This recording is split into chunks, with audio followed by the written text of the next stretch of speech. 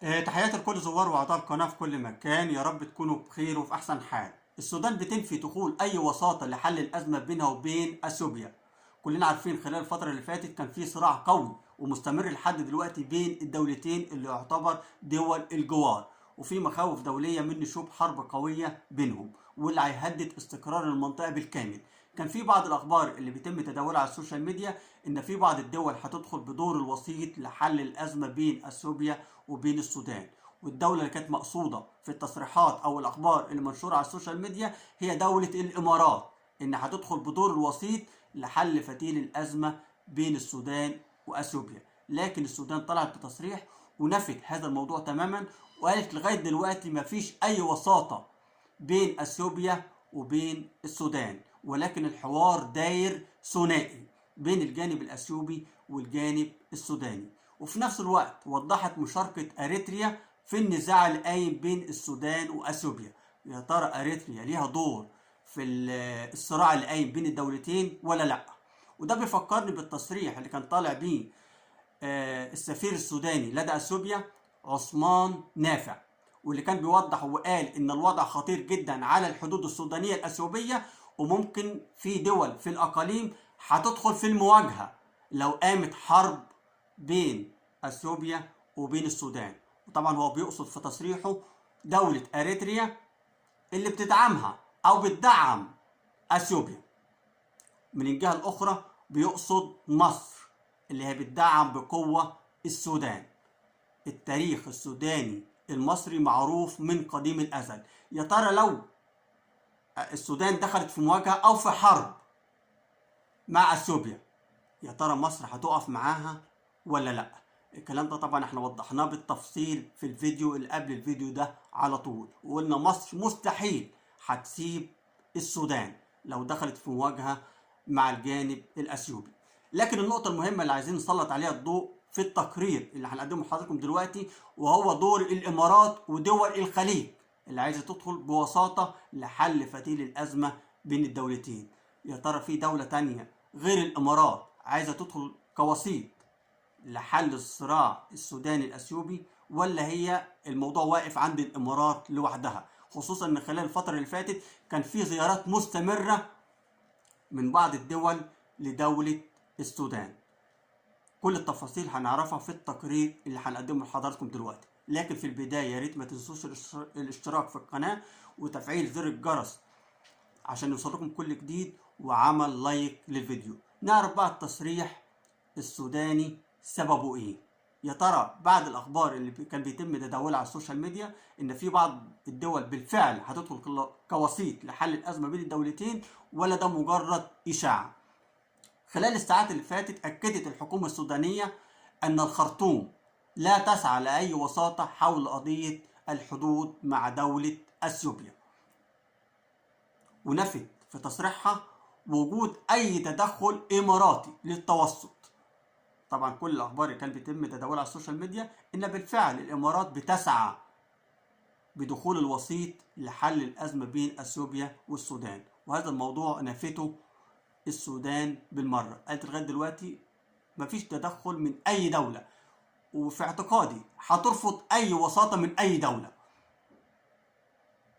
هفكركم بموضوع ملف سد النهضه، لما اثيوبيا طلعت بتصريح وقالت احنا مش هنقبل باي وساطه من اي دوله في العالم حتى لو كانت وساطه الولايات المتحده الامريكيه، مش قابله اي وسيط. نفس النمط دلوقتي ماشيه فيه دوله السودان، وقالت لك مش هقبل باي وساطه بيني وبين الجانب الاثيوبي، لان اصلا الصراع اللي قايم دلوقتي قايم على الحدود، او معنى صح مش الحدود، لان اصلا هي مش معترفه السودان ان الصراع اللي قايم بينها وبين اثيوبيا حدود، صراع على الحدود. ووضحت الامر وقالت ان الجيش السوداني بيحارب في ارضه، يعني ما تعداش ودخل الاراضي الاثيوبيه. فموضوع الصراع على الحدود ده شيء مرفوض بالنسبه للجانب السوداني، لكن بالنسبه للجانب الاثيوبي لا، ده بيقول لك صراع على الحدود. طب رجعنا لورا، يا ترى الاراضي اللي قامت عليها المعارك خلال الفتره اللي فاتت، سواء الهجمات اللي تمت من الميليشيات الأثيوبية، أو بمعنى صح من القوات الأثيوبية. كانت على أي أرض بالظبط؟ على الأراضي السودانية ولا على الأراضي الأثيوبية؟ المعارك كلها تمت في منطقة الفشقة الكبرى والصغرى، ودي أراضي سودانية. ولكن كان في بعض المزارعين الأثيوبيين اللي يعتبر محتلينها بالطريقة الدبلوماسية، يعني فلاحين مزارعين أثيوبيين موجودين في هذه الأراضي من 1995، يعني بقالهم 25 سنة بيزرعوا ويحصدوا، والمحاصيل بيتم تصديرها للأراضي الأثيوبية. يعني الشعب السوداني مش مستفيد منها في حاجة. من وقت للتاني بتقوم بعض الهجمات في المنطقة اللي أنا بقول عليها، منطقة الفشقة. لكن يا ترى مين اللي بيساند المزارعين الأثيوبيين؟ بالتأكيد الميليشيات الأثيوبية. ومين اللي بيدعم الميليشيات الأثيوبية؟ هي القوات الأثيوبية. يعني مفيش فرق بين الاتنين. فالمعارك يعتبر مش على الحدود، ولكن على الأراضي السودانية، وده اللي مش بيعترف بيه الجانب الأثيوبي، وبيقول لك دي حرب على الحدود، مع ان كان في اتفاقيه على رسم الحدود بين الدولتين من 1902 تقريبا، وكانوا الاثنين متفقين عليهم ومفيش اي اختلاف. ولكن بعد العمليات اللي تمت على يد الميليشيات الاثيوبيه، ورد عليها الجيش الاثيوبي، رد عليها الجيش السوداني، السودان اثيوبيا قالت لك لا انا مش معترفه بالحدود، هيعيدوا ترسيمها من جديد، وده الامر اللي هيكون صعب وهترفضه السودان بشده. هندخل في التقرير عشان ما نطولش عليكم. قال وزير الخارجيه المكلف عمر قمر الدين: السودان لا يسعى لاي وساطه مع اثيوبيا، يعني رافض اي وساطه من اي دوله لحل النزاع بينه وبين الجانب الاثيوبي، لان حدودنا، خلوا بالكم من كلامه لان كلام مهم جدا. وزير الخارجيه السوداني بيقول ان حدودنا وارضنا، ولا نرغب في التصعيد او للصراع القايم مع الطرف الاثيوبي. يعني بالفعل الحرب اللي دايره دلوقتي دايره على الحدود او على الاراضي السودانيه، فما فيش حاجه اسمها حدود. حدود ايه اللي بتكلمنا عنها؟ حدود بتكلمني لو الجيشين بيتواجهوا على الحدود السودانيه الاثيوبيه، كده اقول لك لا دي حرب حدود بالفعل. لكن المعارك اللي قامت خلال الايام اللي فاتت او الفتره اللي فاتت كانت على الاراضي السودانيه، فاي حدود بتكلمنا عنها. عشان كده الوزير السوداني بيقول لك لا، الحرب اللي قايمه دلوقتي مش على الحدود ولكن على ارضنا، على الاراضي السودانيه، وان السودان مش بترغب في التصعيد او زياده التوتر بين السودان واثيوبيا. عشان كده السودان او الوزير السوداني بيقول نحن لا نعترف انه نزاع حدودي للجوء للتحكيم. طبعا اثيوبيا عايزه تحوله نزاع حدودي عشان تدخل تحكيم دولي. ليه؟ النقطة المهمة اللي انا لفتت النظر عنها في اكتر من فيديو، ان قلت ان في 300 ألف فدان أو 30 ألف فدان، أنا مش فاكر الرقم بالظبط، من أجود الأراضي الزراعية اللي موجودة في السودان، وبمعنى صح اللي عايزة تستولى عليها أثيوبيا. الأراضي الزراعية اللي تحت إيد المزارعين الأثيوبيين حاليا دي فيها مطمع أثيوبي من قديم الأزل. عايزة تحتله؟ بالتأكيد تحتله، ما هي أصلا محتلاه. يعني تتخيل إن هي وضع الإيد عليه من 1995 لحد دلوقتي، كده ده مش احتلال أثيوبي للأراضي السودانية؟ طب ممكن الناس من اللي بتسمع دلوقتي او اللي بتشاهد الفيديو تقول لي طب ويا ترى الحكومه السودانيه ساكته ليه الفتره دي كلها وجايه تتحرك او تتحرر الاراضي اللي كان مستولين عليها الشعب الاثيوبي؟ هقول لكم الموضوع كبير جدا. في الفيديو اللي فات قلنا كان في تواطؤ من الامبراطور الاثيوبي مع الرئيس المعزول عمر البشير في ذلك الوقت. كان تساهل بين الحكومتين، وعمر البشير وحكومته كانت متساهلة جدا مع نظام الأثيوبي، سواء الإمبراطور القديم او مع نظام رئيس الوزراء الاثيوبي ابي احمد. عشان كده كان دايما بيطلع لهم بتصريح ويقول لهم خلي اثيوبيا تبني السد زي ما هي عايزه. هو بيقصد سد النهضه، لان ما فيش مخاوف من السد على الشعب السوداني، ولكن الضرر كله هيعود على الشعب المصري. طب حاليا دلوقتي السودان في الخندق، ومن اكتر الدوله هتدفع الثمن لو حصل انهيار لسد النهضه. يبقى كان عمر البشير مشرب الوهم للشعب السوداني، مشرب الوهم، ولكن الشعب السوداني او الحكومه الحاليه السودانيه فاقت وعرفت الخطر اللي هيعود من سد النهضه لو تم. يمكن انا قلت في الفيديو اللي فات ان ممكن لو اشتدت المواجهه بين اثيوبيا والسودان وقامت الحرب لا قدر الله بين الدولتين، مفيش حل واحد غير حل واحد بس اللي ممكن هتعمله السودان، هتضرب سد النهضه. طبعا ناس كتير كانت بتقول الضرب ممكن يجي عن طريق مصر ممكن هي تدمر سد النهضه، لكن السودان هتدخل تدمر سد النهضه ازاي؟ لا، ما هو دلوقتي لو في حرب غصب عنها مش بمزاجها ان هتدمر سد النهضه. سد النهضه حاليا دلوقتي بقى سلاح بتحارب بيه اثيوبيا، ومش بتحارب بيه مصر لوحدها، ولكن بتحارب بيه دولة السودان أيضا.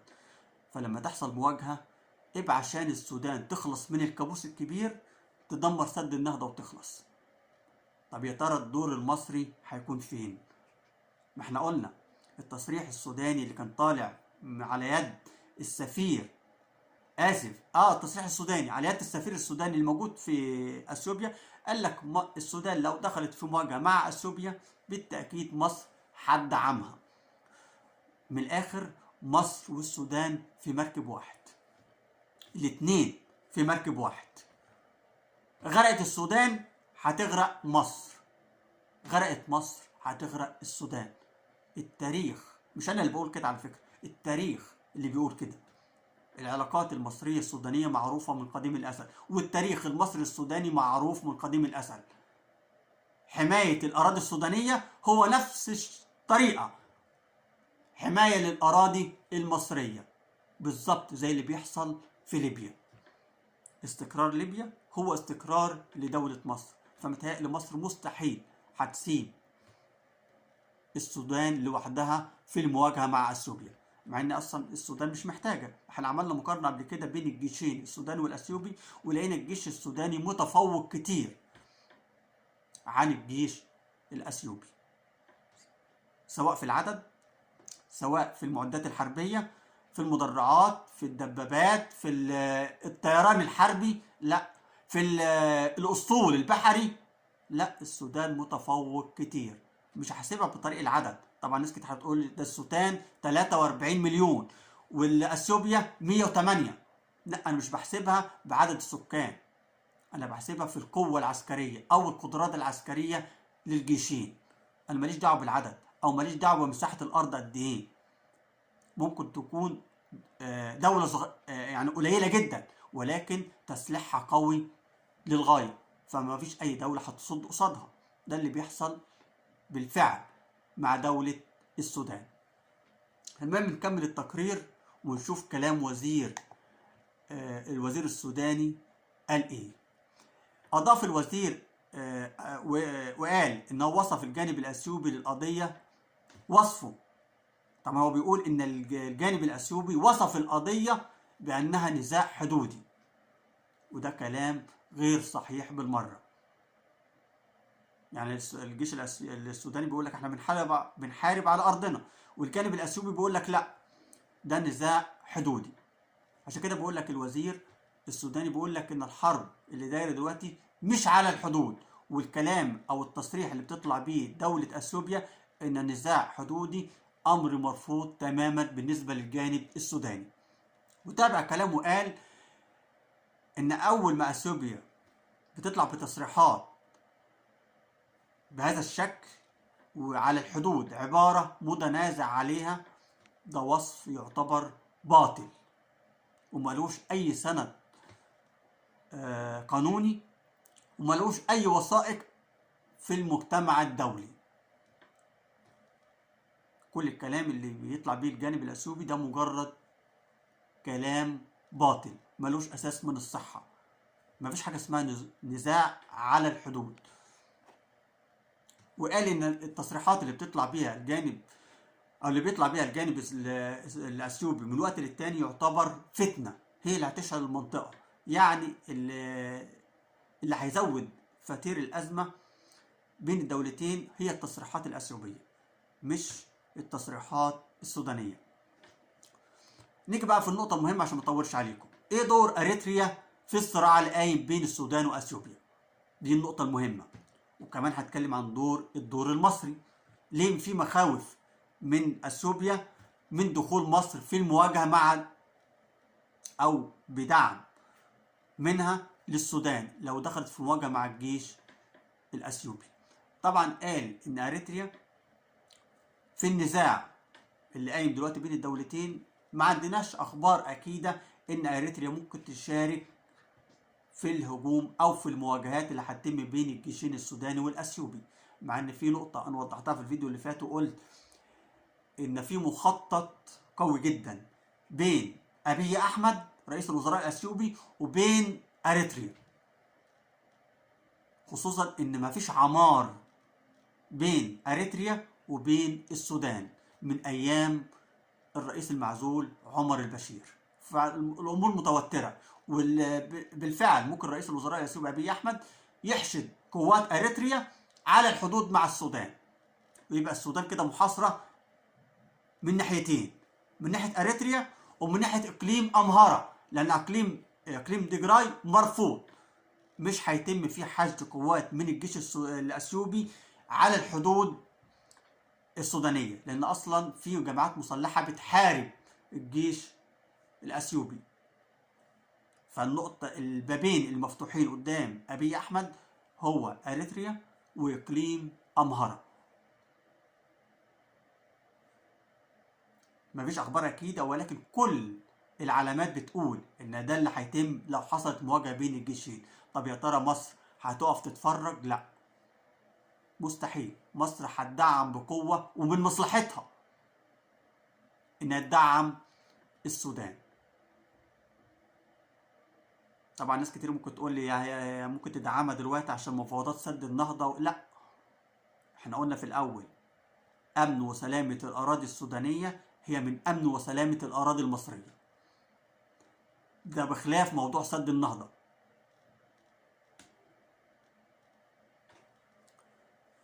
يا ترى مين الوساطه الثانيه اللي ممكن تدخل لحل الازمه بين الدولتين السودان واثيوبيا غير الامارات؟ طبعا احنا قلنا في اول الفيديو في بعض الزيارات اللي قامت بيها بعض الدول لدوله السودان، زي مين؟ زي السعوديه، زي الكويت، زي قطر. كل الدول دي بتسعى لمعرفه الامر اللي هيتم خلال الفتره اللي جايه بين السودان واثيوبيا. ولكن السودان وضحت وقالت ده كل الدول اللي هي بتزور او بتقوم بزياره للجانب السوداني دي بتسعى لاستدعاء كل الدعم الدبلوماسي والقانوني، لكن مفيش دوله فيهم دخلت لحل الوسيط. واتكلم في تصريح وقال ان وساطه الامارات في الازمه، او بعض الاخبار اللي بيتم تداولها يعني ان الامارات هتدخل كوسيط لحل الازمه بين الدولتين. قال الامارات استمعت لكل الاطراف، سواء الطرف السوداني او الطرف الاثيوبي، وانها ترغب في تقييم الوضع الحالي، يعني تقييم الوضع غير الوساطه. من جهته نفى رئيس المفوضيه السودانيه القوميه للحدود معاذ تنكو ان حديث اللي بيتم التداول بيه على السوشيال ميديا بوساطة إماراتية أمر غير مقبول تماما، وقابله بالنفي. قال لك مفيش وساطة إماراتية، وإن الكلام ده ملفق، وإنهم يسعون لحل الخلاف ثنائي، يعني الحوار ده دلوقتي بين الجانب الأثيوبي والجانب السوداني فقط، مفيش أي وساطة من أي دولة. ده كان تقرير مهم جدا عشان بعض الناس اللي بتقول ان في بالفعل في بعض الدول داخله كوسيط لحل الازمه. دلوقتي السودان بتنفي وقالت لك مفيش وساطة من أي دولة، ولكن كل الدول اللي بتقوم بزيارة للسودان للاستماع والاطلاع على الموقف وبس. يا ترى اللي هيتم ايه خلال الفترة اللي جاية؟ ده اللي احنا متابعينه مع حضراتكم على السوشيال ميديا. الملف السوداني الأثيوبي هو الملف الأسخن على الساحة العالمية. أسيبكم دلوقتي في رعاية الله، وانتظرونا في فيديو آخر.